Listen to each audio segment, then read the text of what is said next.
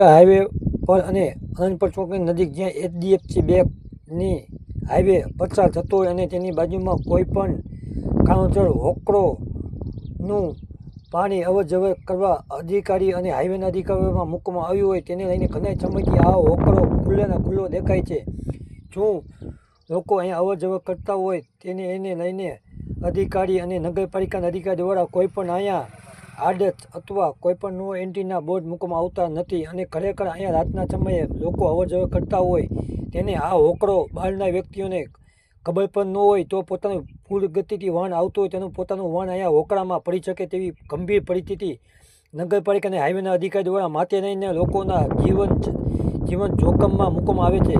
જો અહીંયા અધિકારીવાળા અવરજવર કરતા તેને હું આ હોકળો દેખાતો નહીં અથવા તો પોતે એવું લાગે છે કે અહીંયા કોઈ મોટી દુર્ઘટના બને, કોનો જીવ જોખમમાં મુકાય, પછી અધિકારીઓની આંખ ખુલશે એવું લાગે છે. લોકોની ચોટલાની માંગ છે કે અહીંયા લાખો વાહન પ્રચાર કરતા હોય અને કોઈ પણ મોટી ભવિષ્યમાં દુર્ઘટના ન બને એને લઈને તાત્કાલિક અહીંયા કોઈ પણ આદત અથવા તે હોકાનો